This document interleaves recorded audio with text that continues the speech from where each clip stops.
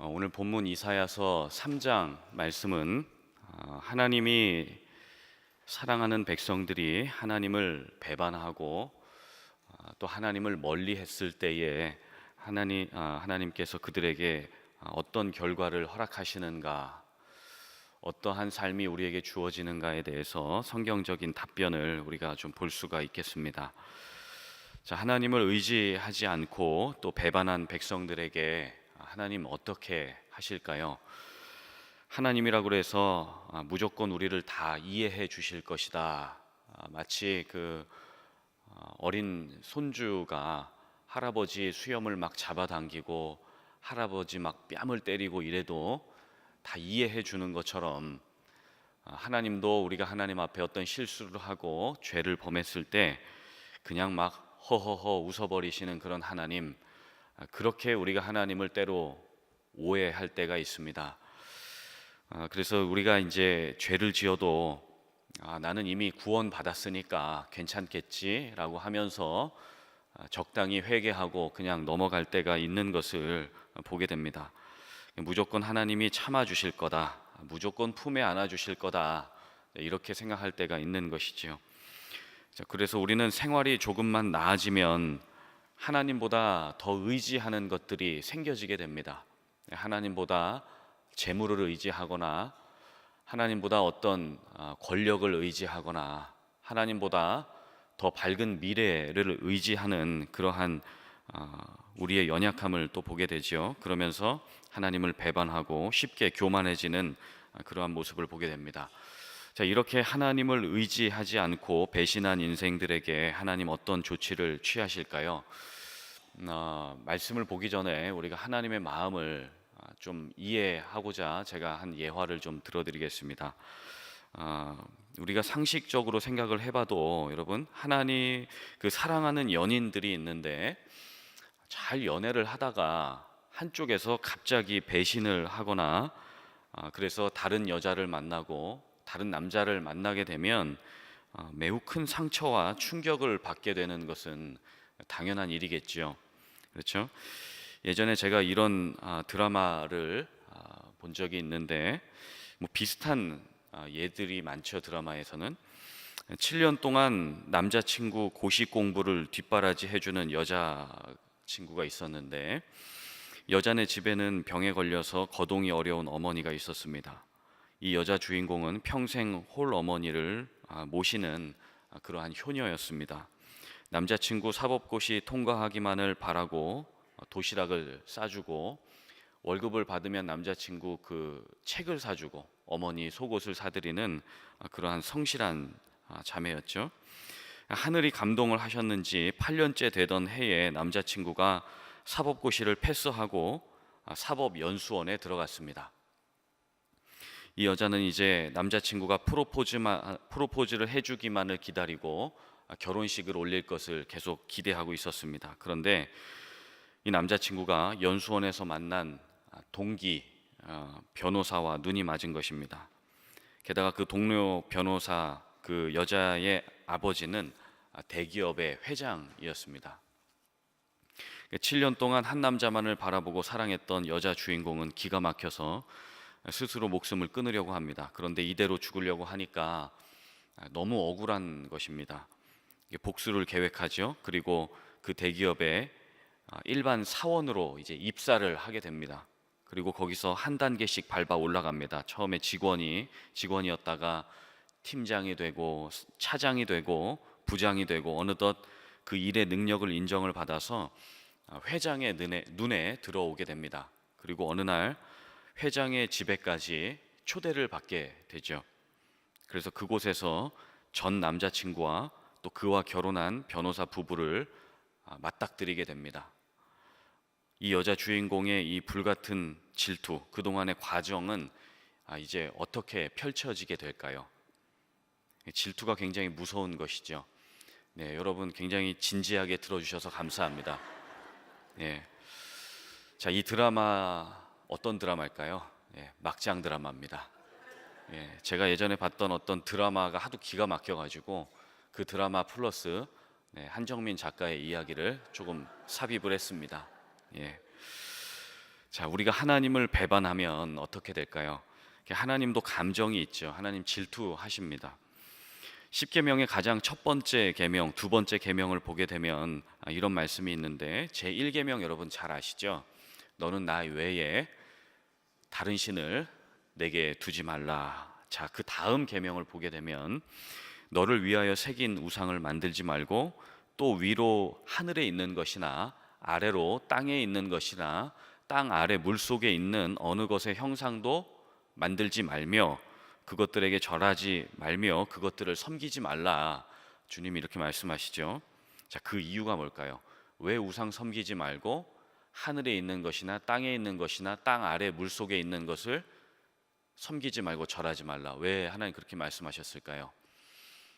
하나님도 감정이 있고 마음이 있고 질투하시기 때문에 그렇죠. 그래서 그 2계명 바로 밑에 보면 이런 무시무시한 말씀이 있습니다. 나 내 하나님 여호와는 질투하는 하나님인즉 나를 미워하는 자의 죄를 갚되 아버지로부터 아들에게까지 3, 4대까지 이르게 하거니와. 여러분 3대와 4대까지 할아버지, 아버지, 그 자식까지 이 3, 4대가 멸하면 완전히 그 가문은 없어지는 것입니다. 하나님 다 없애버리겠다는 것이죠. 그러나 나를 사랑하고 내 계명을 지키는 자에게는 1000대까지 은혜를 베푸시느니라. 그렇게 말씀을 하는 것이죠.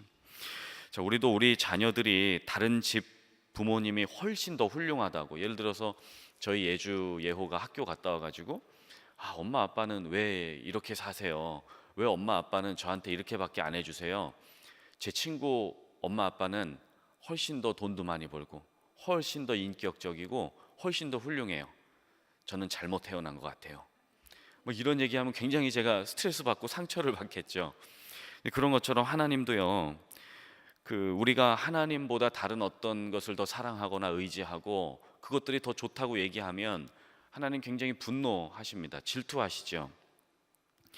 자, 하나님은 우리의 창조주이시기 때문에 우리를 어떻게 창조하셨는지 하나님은 창조 매뉴얼을 가지고 계시고 또 창조 재료를 가지고 계시죠. 그렇기 때문에 우리가 이 세상에서 어떻게 살아가야 되는지 가장 잘 아시는 분이 하나님 아버지이시죠. 우리가 또 왜 살아야 되는지, 우리는 어디로부터 왔고 어디로 가야 되고 또 어떻게 끝맺음을 가져야 되는지 가장 잘 아시는 분이 하나님이십니다. 자, 그러니 하나님께서 하나님을 의지하는 백성들을 어떻게 축복하실까? 또 오늘 본문에는 하나님을 의지하지 않는 하나님을 거역하는 백성들 하나님을 어떻게 다루시겠는가에 대한 답변이 오늘 본문 말씀에 계속해서 나오게 됩니다. 그래서 앞서 말씀드린 것처럼 하나님의 그 질투와 그 분노가 우리들이 살아가는 사회에도 그 영향을 주게 되고요, 사회뿐만 아니라 정치계에도, 그리고 군사계에도, 경제계에도, 문화에도, 우리가 살아가는 모든 사회 전반에 그 하나님의 영향력이 미치게 된다는 것을 오늘 본문 말씀을 통해서 볼 수가 있습니다. 우리가 1절부터 3절까지 한번 같이 읽어보면 좋겠습니다. 같이 한번 읽겠습니다. 보라, 주 만군의 여호와께서 예루살렘과 유다가 의뢰하며 의지하는 것을 제하여 버리시되 곧 그가 의지하는 모든 양식과 그가 의지하는 모든 물과 용사와 전사와 재판관과 선지자와 복술자와 장로와 50부장과 귀인과 모사와 정교한 장인과 능란한 요술자를 그리하실 것이며. 자, 하나님이 가장 먼저 손대시는 부분이 있는데 그게 바로 먹고 사는 부분입니다.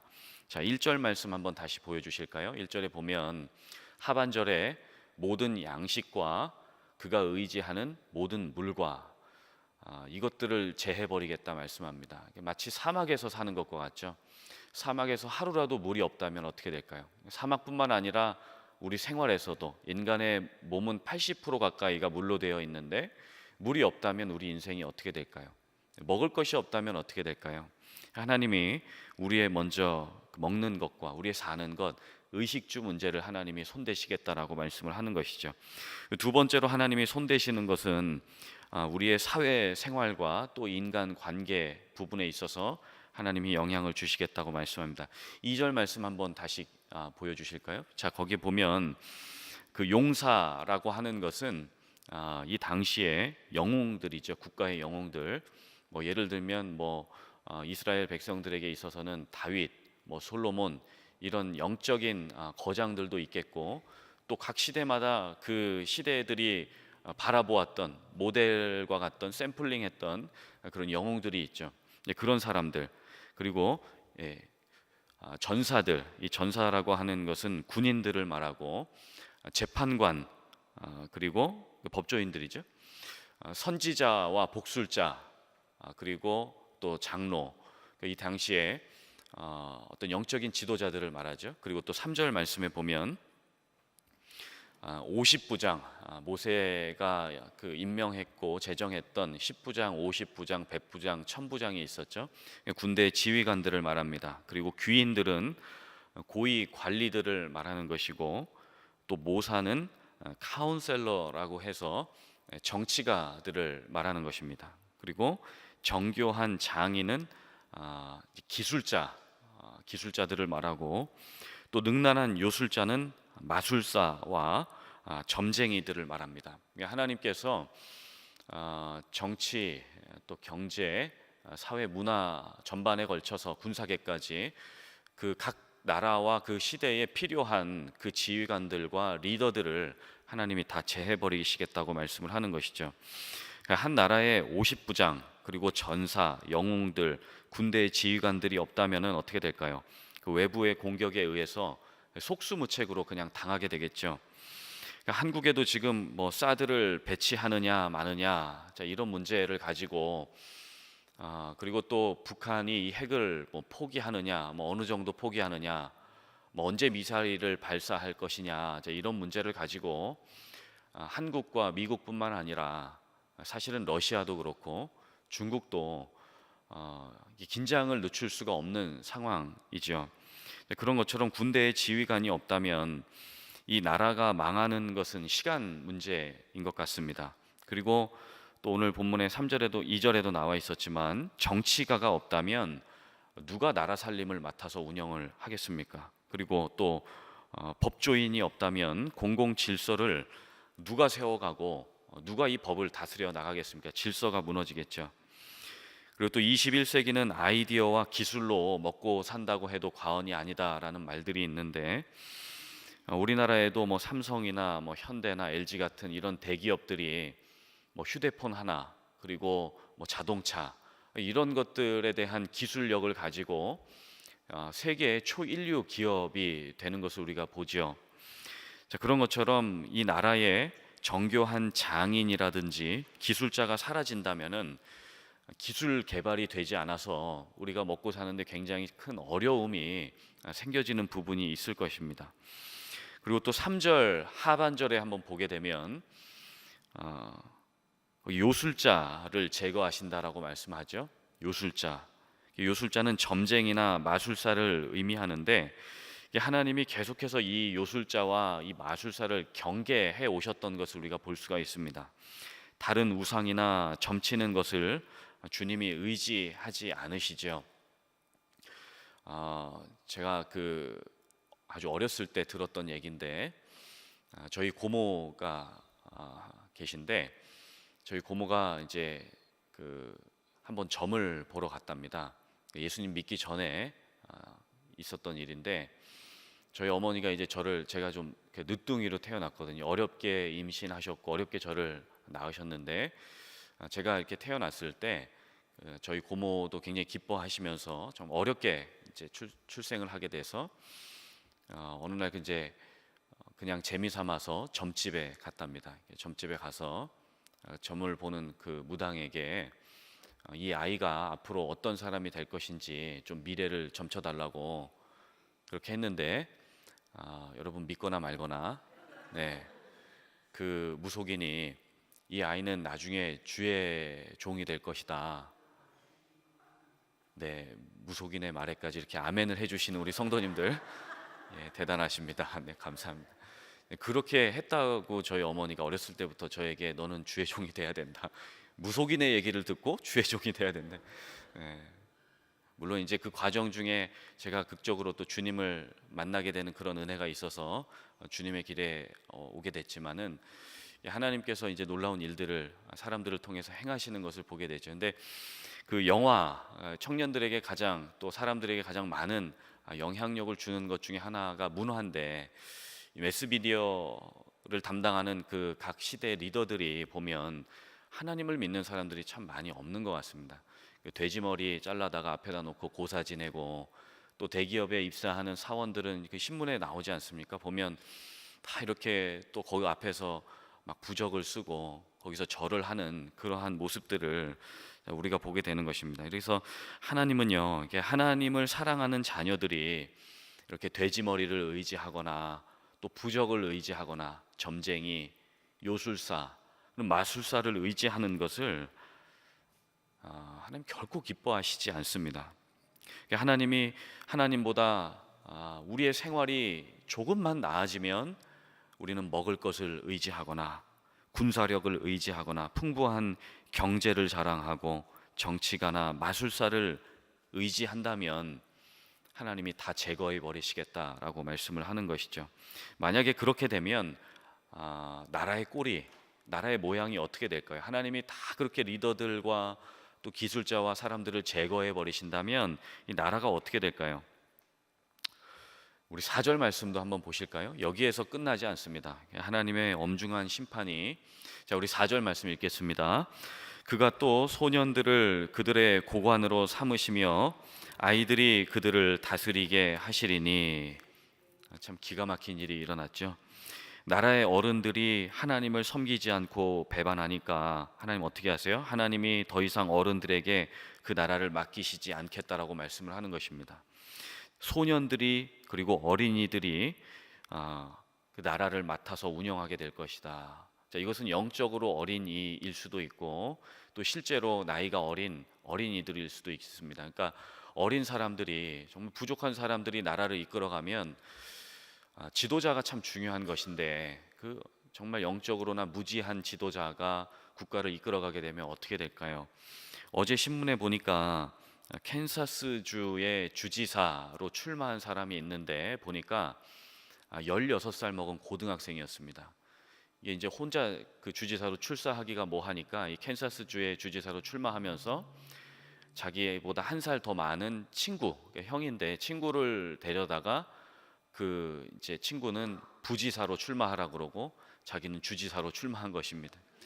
출마한 이유를 인터뷰해서 들어보니까는 그 어른들이 너무 보수적이어서 자기 젊은 세대들을 이해하지 못해 주시기 때문에 자기가 젊은이의 그 힘을 가지고 혁명을 일으키기 위해서 출마했다라고 그렇게 신문에 기록이 나왔더라고요. 그러니 이런 어린이들이 아직 성인도 아닌데 이런 어린이들이 출마해서 나라를 이끌어 간다라고 하면 얼마나 기가 막힌 일 아니겠습니까? 하나님께서 우리에게 말씀하시는 거예요. 하나님을 의지하지 않았을 경우에 정말 이런 어린 지도자를 우리 가운데 보내셔서 국가를 어지럽게 만드실 것이다라고 말씀하는 것이죠. 우리 5절도 한번 같이 읽겠습니다. 백성이 서로 학대하며 각기 이웃을 잔해하며 아이가 노인에게 비천한 자가 존귀한 자에게 교만할 것이며. 백성들이 서로 학대한답니다. 그리고 이웃을 해치고 젊은이가 노인을 공경하지 않고 천한 사람들이 귀한 사람을 알아보지 못한다. 서로 교만해진다. 존중과 배려가 없는 사회가 벌어질 것이다라고 말씀하는 것이죠. 서로 학대하는 것, 이웃을 해치는 것, 젊은이가 노인을 공경하지 않는 것은 지금 우리 사회도 그런 면이 많이 있지 않습니까? 노인을 공경하지 않는 것, 권위자를 존중하지 않는 것. 일부 우리 교회는 그렇지 않지만 일부 몰상식한 교회에서는 하나님이 세운 권위자들, 목회자뿐만 아니라 우리 장로님들, 또 권사님들, 우리 집사님들, 하나님이 세운 다 엘더들이고 지도자들이잖아요. 서로 존중하지 않는 일이 벌어지고, 또 가정에서는 자녀가 부모를, 부모가 자녀를 학대하는 일들도 벌어지는 기사들을 보게 됩니다. 그리고 일반 사회에서도 어른들을 공경하지 않는 일들이 과거에서도 있었지만 지금도 우리 사회에 그런 일들이 만연해 있는 것을 또 보게 되는 것이죠. 자, 왜 이렇게 그 존중하지 않고 배려하지 않는 일들이 일어나는가? 오늘 본문 말씀에 의하면 하나님을 배반했기 때문이다. 하나님도 하나님을 존중하는 사람을 존중히 여기시고 하나님을 경외하고 공경하는 사람을 하나님이 축복하시고 은혜를 베푸시는데 심은 대로 거두는 것이죠. 이번 주에도 강 목사님이 이제 목회 서신에 쓰셨는데 존중은 심은 대로 거둬들일 수 있다라는 것이죠. 하나님을 존중하는 사람에게, 하나님을 존중하는 사회와 하나님을 존중하는 국가에게 하나님 그러한 은혜를 베푸시는데 하나님께서 그렇게 하지 않는 백성들에게 은혜를 베푸실 리가 없다라는 것이죠. 그리고 또 6절 말씀과 7절 말씀에 보게 되면 우리가 하나님을 멀리할 때 우리가 또 얼마나 가난해지는가 그 말씀을 보게 되는데 같이 한번 읽겠습니다. 혹시 사람이 자기 아버지 집에서 자기의 형제를 붙잡고 말하기를 내게는 겉옷이 있으니 너는 우리의 통치자가 되어 이 폐허를 내 손 아래에 두라 할 것이면 그 날에 그게 소리를 높여 이르기를 나는 고치는 자가 되지 아니하겠노라. 내 집에는 양식도 없고 의복도 없으니 너희는 나를 백성의 통치자로 삼지 말라 하리라. 예. 자, 하나님의 말씀이지만 아멘 하기가 참 어려운 구절들이 계속 나오고 있죠. 자, 얼마나 가난하면 입을 옷이 한 벌이라도 있는 사람이 지도자가 되라 이렇게 말하는 거죠. 실제로 이 유다 왕국 말기에, 이 남유다 말기에는 바벨론의 포로로 끌려가는 일들이 생겨졌죠. 70년 동안 고통을 당하는 일들이 있었는데 그 바벨론의 포로로 끌려가는 그 첫 시기에 보면 하나님께서 국가의 지도자들 그리고 또 군사의 지도자들을 갖다가 먼저 다 그 포로로 끌려가게 하시는 상황이 벌어집니다. 그래서 앞서 아까 말씀드렸던 것처럼 그 어린 사람들이 국가의 지도자가 될 수밖에 없는 국가의 지도자가 존재하지 않을 수 있는 상황으로 하나님 그렇게 몰아가시는 것들을 보게 되죠. 그러면서 이렇게 가난하게 되는 것, 또 굶주리게 되는 것, 국가의 지도자가 없는 그러한 나라의 모습을 보게 되는 것입니다. 지금 얼마 전까지 한국의 정권이 교체되기 전에 젊은이들 사이에 헬조선이라는 말이 유행을 했습니다. 헬은 지옥이잖아요. 지옥과 같은 조선이다, 지옥과 같은 한국이다라는 그러한 말이 있었습니다. 한국을 바라볼 때 아무런 소망도 없고 정치 지도자들이나 어떤 사회 지도자들에게 소망을 갖기가 참 어렵다라는 이유에서 그런 이야기들이 나와졌는데 지금 한 국가의 지도자가 상처받은 국민들을 위로해주고 서번 리더십으로 이렇게 섬기는 일들을 하게 되면서 헬주선이라는 말이 없어졌답니다. 그래서 이제 그들의 마음에 희망과 소망이 생겨지는 그러한 일들이 벌어지고 있다고 하는데 물론 한 사람에 대한 그 지도자에 대한 평가가 단순히 지금 정권 초기에만 이렇게 뭐 좋다 나쁘다 이렇게 평가할 수 있는 것은 아니고 주로 한 지도자에 대한 평가는 그 사람이 죽고 난 이후에 역사가 평가하는 것이 맞는 부분이지만 어쨌든 국민의 정서가 이렇게 힐링을 받는다는 것은 참 좋은 일 중에 하나인 것 같습니다.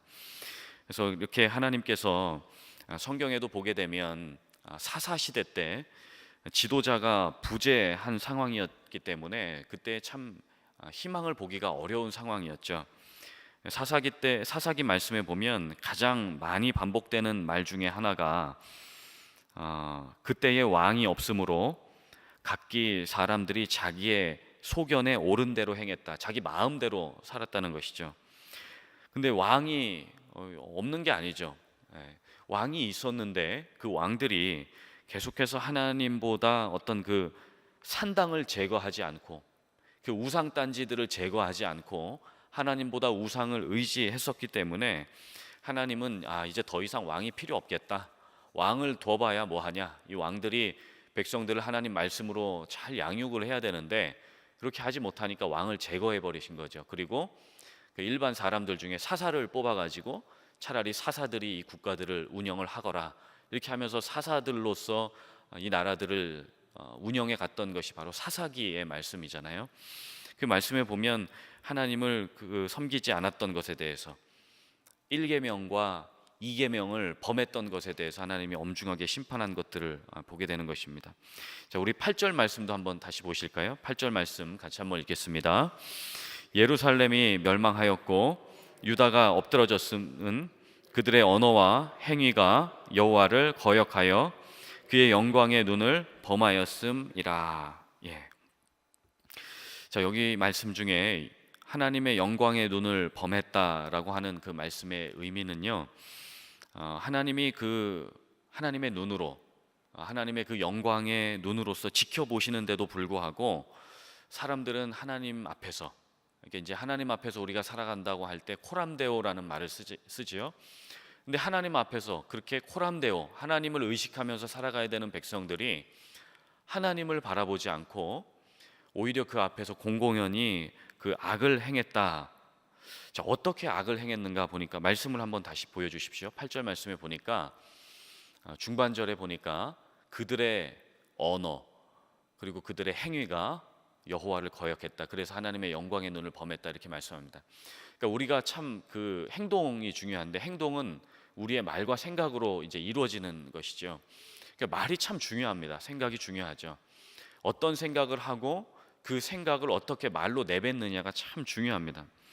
우리가 하는 말 중에 뭐 좋은 일이 있어도 미치겠다, 뭐 대박이다, 뭐 이런 말도 하지만 힘들면 우리 입에서 그런 얘기가 많이 나오잖아요. 막 짜증난다, 지겹다, 죽고 싶다, 이런 말들을 하게 되는데 그게 하나님 기뻐하시지 않는 말이죠. 하나님께서 주신 귀한 하루를, 하나님이 주신 이 선물을 갖다가 무시하고 하나님을 모욕하는 말과 같습니다.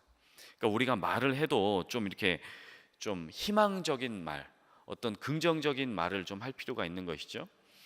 예, 쨍하고 해뜰 날 돌아올 것이다. 하나님이 나와 함께 하신다. 하나님이 오늘도 나를 치료하신다. 하나님이 오늘도 나를 붙드신다. 당장 내 상황과 형편이 달라지지 않는 것 같지만 하나님은 오늘도 내게 행복을 주시기 위해서 내게 은혜를 베푸신다. 이런 말들을 좀 이렇게 우리가 속삭일 필요가 있는 것이죠. 우리가 하는 언어를 가지고 우리가 우리에게 좀 그 복된 그런 소망과 희망을 줄 필요가 있는 것입니다. 자, 그리고 오늘 말씀에 보게 되면 하나님께서 계속해서 이렇게 심판의 말씀만 하는 것이 아니라 오늘 말씀을 한번 다시 보시면 우리 10절 말씀 한번 보실까요? 10절 말씀에 보면 9절까지는 계속 심판의 메시지가 나오다가 오늘 말씀의 말미에 이렇게 갑자기 복이 있으리라 라고 말씀을 하는데 10절 한번 읽겠습니다. 너희는 의인에게 복이 있으리라 말하라. 그들은 그들의 행위의 열매를 먹을 것이며. 네. 계속 심판 메시지가 나오다가 갑자기 의인에게 복이 있을 것이다 라고 말씀을 합니다. 자, 의인이 있다는 것은 악인이 있다는 것이고 또 악인이 있다는 것은 의인이 있다는 것이죠.